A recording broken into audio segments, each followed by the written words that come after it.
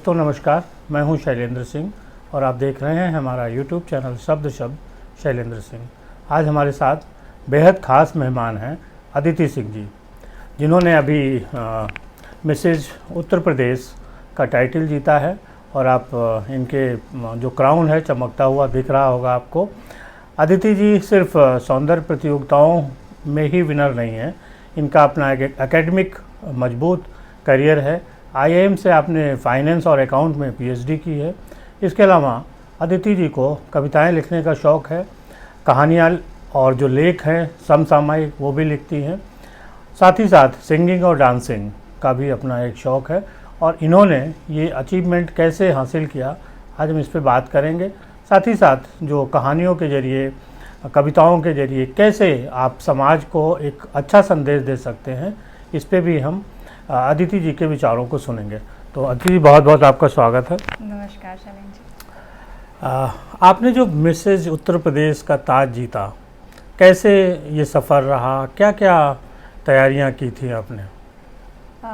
देखिए, मैंने इसके लिए जो क्लासेस हमें Mrs Uttar Pradesh queen of virtue की टीम ने करवाई, मैंने वही की थी। इसके पहले मेरा किसी भी तरह का सौंदर्य या ग्लैमर इन सब से संबंधित कुछ भी नहीं था। बट उन्होंने काफ़ी अच्छी ग्रूमिंग क्लासेस करवाई थी, जिसमें हमें वॉकिंग की ट्रेनिंग दी गई थी, स्टेज प्रेजेंस के लिए ट्रेन किया गया था, वाइन एंड डाइन एटिकेट सिखाए गए थे, मेकअप वगैरह लगाना थोड़ा सिखाया गया था वहाँ पर। तो उससे थोड़ा मुझे लगता है कि हमें प्रिपरेशन में काफ़ी मदद मिली थी। क्या राउंड थे वहाँ पे, क्या सवाल हुए आपसे? जी, वहाँ पर टैलेंट राउंड एक बहुत ही महत्वपूर्ण राउंड था, काफ़ी डिसाइसिव था वो टाइटल विनर के लिए।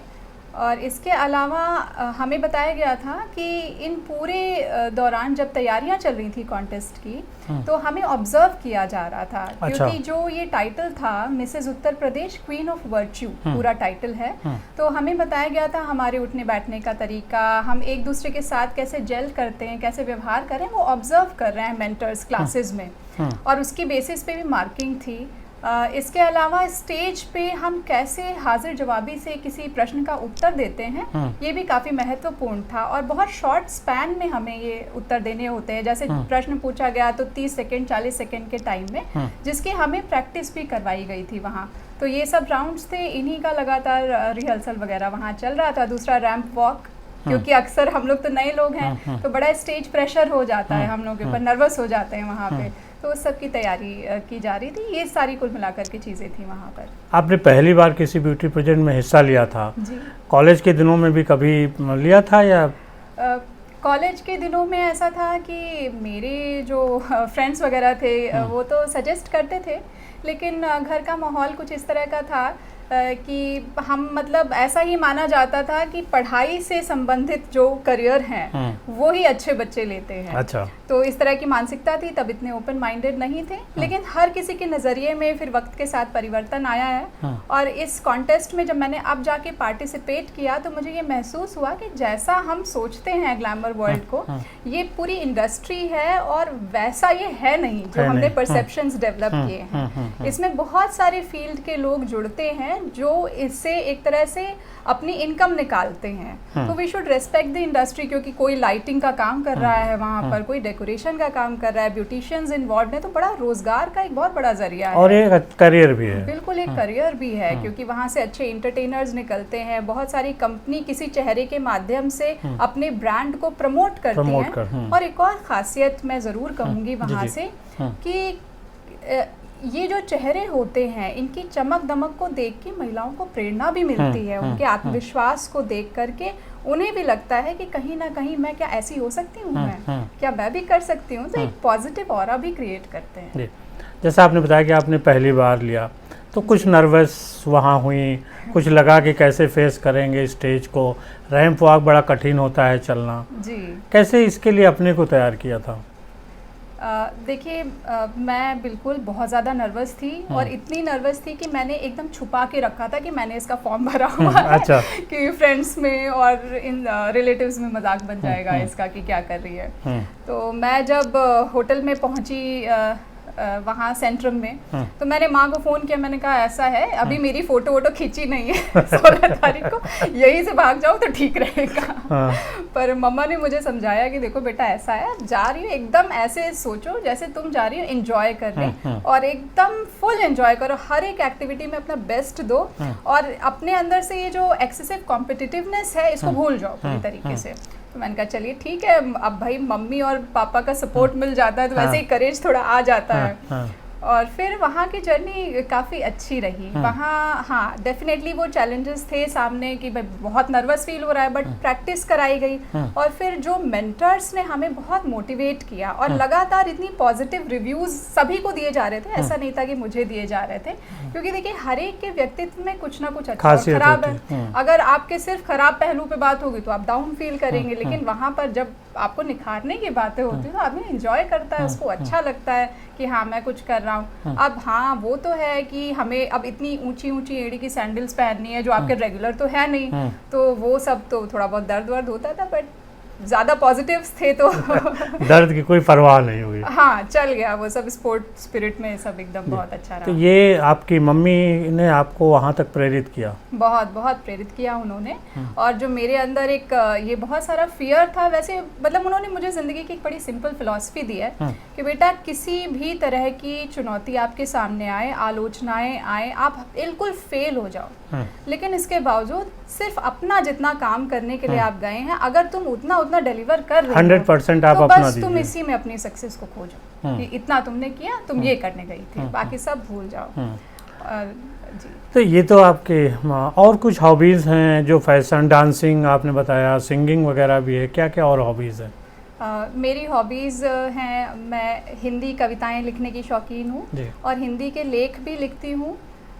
मोस्टली ये लेख भावनात्मक होते हैं, किसी बहुत स्पेसिफिक इकोनॉमिक टॉपिक्स वगैरह को लेकर नहीं होते हैं। और मैं गाने की शौकीन हूँ, डांस की शौकीन हूँ। अच्छा, ये तो आपका एक ये पक्ष रहा। आपका एकेडमिक पक्ष भी बहुत मजबूत है, आप IIM से PhD आपने पूरी की है।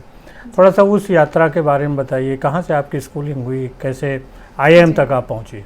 जी, मैं केंद्रीय विद्यालय से पढ़ी हुई हूँ। मेरे फादर ट्रांसफरेबल जॉब में थे, तो बहुत जल्दी जल्दी शहर बदल जाते थे।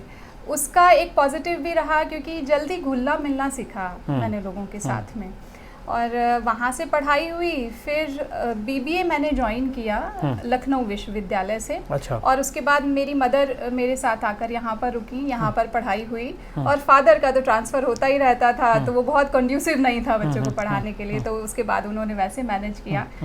फिर मैंने जो कि बैचलर ऑफ बिजनेस एडमिनिस्ट्रेशन कर रही थी, तो सभी बच्चों का इंडियन इंस्टीट्यूट ऑफ मैनेजमेंट के दरवाजे में घुसना एक सपना होता है। तो मेरा भी वो ड्रीम था। मैंने प्रयास किया, तो MBA में तो मैं नहीं जा पाई, लेकिन उस ड्रीम को मैंने कभी खोया नहीं। तो मैं डिटरमिन्ड थी एकदम कि मैं जाएंगे जरूर, जाके रहूंगी मैं। क्योंकि क्या हुआ था कि मैं जब हमारे टाइम पे जब मैंने पहली बार 2009 में फॉर्म सबमिट करने जब मैं गई थी, तो वहाँ गेट के अंदर जाने का बहुत ज़्यादा मन हो रहा था। तो बाहर उस समय बाई हैंड फॉर्म सबमिट होता था, मैंने लखनऊ में किया फॉर्म सबमिट।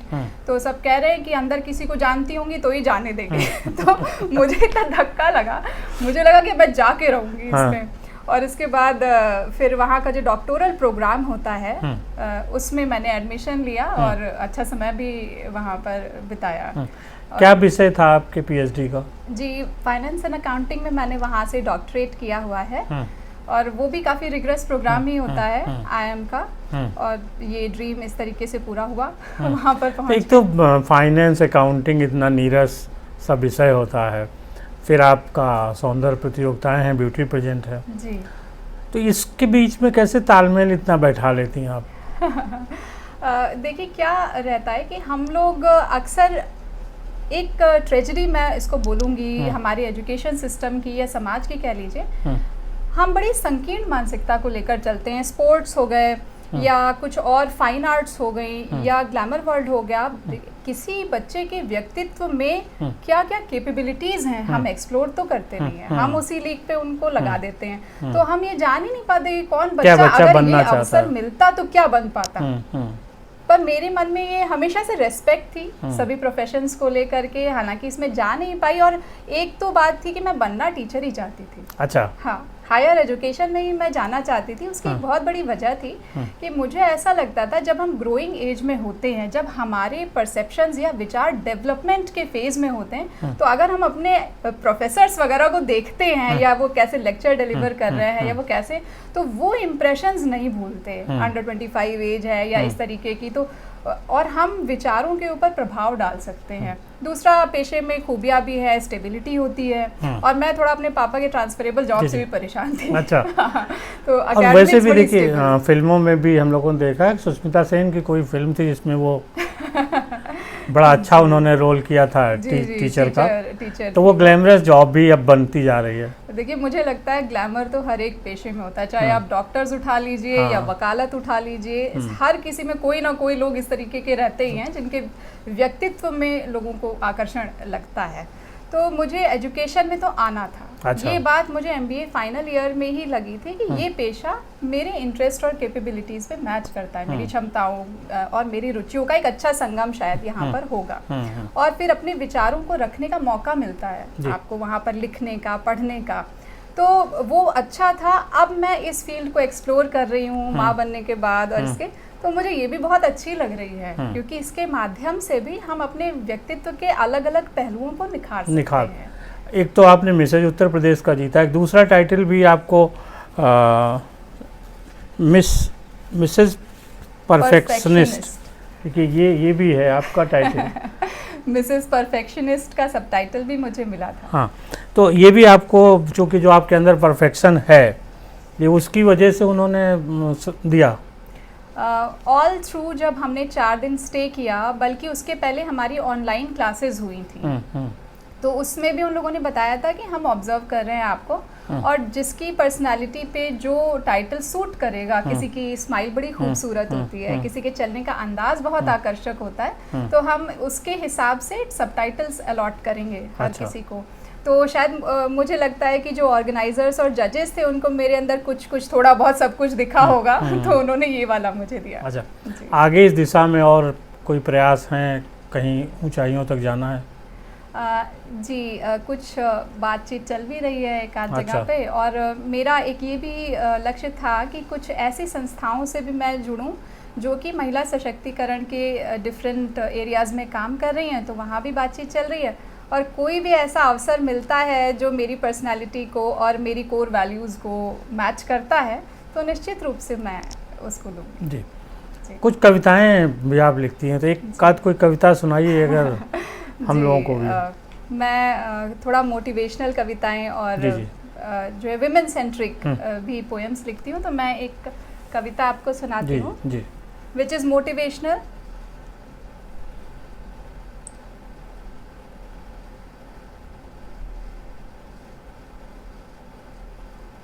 अपनी कविता भी जो है देख के पढ़नी पड़ रही है। नहीं। ये कविता उन सभी लोगों के लिए है जो कभी बहुत निराशा के दौर से गुजरने लगते हैं, कई बार अपने भी हमें दगा दे जाते हैं, तो इंसान बहुत उसका आत्मविश्वास कम हो जाता है। तो मैंने ऐसे सभी लोगों के लिए ये कविता लिखी थी, इसी साल के शुरुआत में इसे पोस्ट किया था। मैं शुरू करती हूँ। इसका नाम है उम्मीदों की फिरकी। उम्मीदों की फिरकी। जी, इसका नाम है उम्मीदों की फिरकी। तो मैं शुरू कर रही हूँ अपनी कविता। जब परिस्थितियाँ मुझे मेरी सीमाएं दिखाती हैं, स्याह सच्चाइयाँ जब भी मुझे डराती हैं, तब मेरा मन बच्चा बन जाता है, धैर्य की धरा पर दौड़ लगाता है, संभावनाओं के अनंत आकाश में उम्मीदों की फिरकी उड़ाता है। वाह। जब मेरे अपने मुझे दगा देते हैं, अपने जीवन से मुझे भगा देते हैं, जब मेरे अपने ही भोंकते हैं मेरी पीठ में कटार, विपत्ति में बंद करते हैं मेरे आगे अपने द्वार, तब मेरा मन बच्चा बन जाता है, धैर्य की धरा पर दौड़ लगाता है, संभावनाओं के अनंत आकाश में उम्मीदों की फिरकी उड़ाता है। बहुत खूब। जब अकेलापन मुझे सताता है, मुझे अकेला पाकर बहुत डराता है, जब मुकद्दर मेरी जीती बाजी मुझे हराता है, मेरे अथक प्रयासों को ठेंगा दिखाता है, तब मेरा मन बच्चा बन जाता है, धैर्य की धरा पर दौड़ लगाता है, संभावनाओं के अनंत आकाश में उम्मीदों की फिरकी उड़ाता है। वाह, बहुत खूब। मेरे मन का बच्चा ठोकरें तो बहुत खाता है, वाह, पर उठ खड़े होने से कभी नहीं घबराता है। झाड़ लेता है खुद पर लगी निराशा की धूल, अनुभवों के पाठ वो खुद को पढ़ाता है। तब मेरा मन बच्चा बन जाता है, धैर्य की धरा पर दौड़ लगाता है, वाह, संभावनाओं के अनंत आकाश में वो उम्मीदों की फिरकी उड़ाता है। वाह, बहुत खूब। तो कविताओं के साथ साथ आप लेख भी लिखती हैं। जी। तो लेखों के क्या विषय होते हैं? वही महिलाएं, समाज? जी हाँ, मेरे जो लेख होते हैं उनका भी विषय ऐसा ही होता है जो भावनात्मक होता है। कोई घटना हुई है, जैसे महिला हिंसा की कोई घटना हुई है, उसमें लोगों ने कोई वक्तव्य दिए हैं, इस तरीके की बात कही है, तो उनको लेकर के मैं लिखती हूँ। अच्छा। या कोई त्योहार आया, बच्चियों के साथ क्या हो रहा है उसको लेकर के एब्स्ट्रैक्ट टाइप के राइटअप्स में लिखती हूँ, जिसमें कि एक महिला अपने आप से बात कर रही है और मैंने असल में उसका नाम भी स्वसंवाद रखा है। जैसे मैं चाय पी रही हूँ और मैं अपने आप से तो आपने बात पेज कर बनाया रही हूँ। फेसबुक पे? नहीं, फेसबुक पे अभी हाल ही में उन्हें पोस्ट करना मैंने शुरू किया है। बहुत लंबे लेख नहीं रहते, बस वही अपने आप से बात का एक अच्छा। ये रहता है। कुछ लोग आपको देख के हो सकता है जानना चाहें कि आपकी खूबसूरती का राज क्या है। कुछ टिप्स दीजिए, क्या क्या केयर करती हैं, कैसे? मेरी वैसे तो मैं ये कहूँगी कि खूबसूरती जो होती है वो इंसान की नज़र के अंदर होती है, और जैसे आप होते हैं उसी तरह के लोग आपको पसंद आते हैं। तो आपके अंदर का भी रिफ्लेक्शन होता है कि कौन आपको बहुत अच्छा लग रहा है। तो मुझे लगता है कि अपना मेरा जो खान पान बहुत सिंपल है, जैसा हम लोग साधारण घर का खाना खाते हैं वैसा ही मैं खाती हूँ। मैं ड्रिंक नहीं करती हूँ, मैं स्मोक नहीं करती हूँ, नॉनवेज भी नहीं खाती हूँ, तो इस तरह की चीज़ों का प्रभाव नहीं है। बाकी थोड़ा मैं अपने पूर्वजों को धन्यवाद दूंगी क्योंकि अगर आपकी फिजिकल अपीयरेंस अच्छी है तो निश्चित रूप से ये जेनेटिक भी रहता है। बाकी थोड़ा बहुत योगाभ्यास करती हूँ फिटनेस के लिए, और उससे मन भी खुश रहता है और अच्छी बातें सोचती हूँ। जी, तो ये तो अच्छा, हमारे आप में एक समानता है कि लोग कहते हैं कि आप ठाकुर हो के नॉनवेज नहीं खाते। मेरे से भी ये प्रश्न बार बार पूछा जाता है, तो और आपसे भी ये पूछा जाता होगा। हाँ, मुझसे अक्सर लोग ये कहते हैं, और कई बार जैसे मैं ज़रा सा भी ड्रिंक नहीं करती हूँ, मैं इसको जज नहीं करती अच्छे या बुरे के रूप में।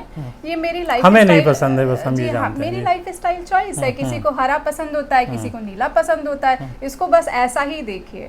तो ठीक है, अपनी चीज़ों पे कंफर्टेबल होना चाहिए इंसान। और कुछ चीज़ें जो आपको पसंद हो, हॉबीज़ वगैरह, आज का जो समाज है उसके विषय में अगर कुछ कहना चाहती हैं?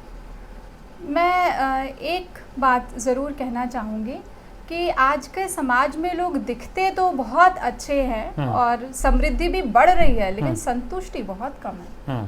जितना ही साधन बढ़ रहे हैं उतनी मन के अंदर बेचैनी है, जो आपके पर्सनालिटी को भी अफेक्ट करती है, शारीरिक मानसिक स्वास्थ्य को भी बहुत ख़राब कर रही है। और हमारी जो जनरेशन अब है वो तो बहुत ही परेशान है और कुछ भी पूरा नहीं पड़ता। तो मुझे कुछ पूरा नहीं पड़ता, संतुष्टि नहीं मिल रही है। हाँ, वो मतलब एक बच्चे को भी पढ़ाना एक बहुत बड़ी चुनौती है, बड़ी बड़ी गाड़ियाँ भी सब कुछ चाहिए, तो कुछ पूरा ही नहीं पड़ रहा। मतलब कितना भी कमा लो मियाँ बीवी मिलके, कुछ पूरा नहीं पड़ता। तो मैं ये ज़रूर कहना चाहूँगी कि इस बेचैनी से के बारे में समाज को और लीडरशिप को सोचना चाहिए, क्योंकि हर एक समस्या आज जो हमारे सामने है, कहीं ना कहीं बेतहाशा और बेलगाम अभिलाषाएं इसकी बहुत बड़ी वजह है, और जिससे क्राइम भी बढ़ रहा है और हर एक स्तर पे इंसान बीमार भी होता है। हाँ, डिप्रेशन उसी वजह से है। हम दूसरे को देख कर डिप्रेस हो रहे हैं, दूसरे की खुशी को हम पचा नहीं पा रहे हैं। हमें जितना भी पैसा हमारे पास है उसमें हम रह नहीं पा रहे हैं, हमारे परिवार बिखरते चले जा रहे हैं, हमारा पारिवारिक जीवन बिल्कुल डिस्टर्ब होता जा रहा है, और कहीं ना कहीं लोग इतनी इमोशनली परेशान हैं कि वो मानसिक जुड़ाव से घबरा रहे हैं, नहीं डिपेंड होना चाहते किसी के ऊपर इमोशनली। और अगर आज हम इस दिशा में चल रहे हैं तो 20 साल के बाद क्या है? मुझे ज़रूर लगता है कि हमें इसके बारे में सोचना चाहिए कि हमारी पारिवारिक वैल्यूज़ किस दिशा में चली जा रही हैं। बहुत शुक्रिया अदिति जी, आपने अपने अमूल्य विचार हम लोगों के सामने रखे, और सभी साथियों आपका भी बहुत शुक्रिया, आपने अदिति जी के सफ़र को देखा। उन्होंने बहुत स्ट्रगल किया और एक अपना मुकाम हासिल किया। आगे भी उनकी सोच है एकेडमिक और ब्यूटी पेजेंट की भी। एकेडमिक में IIM से PhD हैं वो। बहुत लोगों का सपना होता है IIM और IIT जैसे संस्थानों में पढ़ाई करना, तो उन सब के लिए एक प्रेरणादायक हैं अदिति जी। बहुत शुक्रिया कि उन्होंने इतने दिनों बाद ब्यूटी पेजेंट भी जीता और उनकी जो एकेडमिक है वो अलग रास्ते पे है ही है। आगे उनको एक नया मुकाम मिले, हम सबकी शुभकामनाएं। बहुत शुक्रिया आपका। बहुत शुक्रिया शैलेंद्र जी कि आपने अवसर दिया मुझे अपने शो पर और कुछ कहने का मौका मिला। शुक्रिया।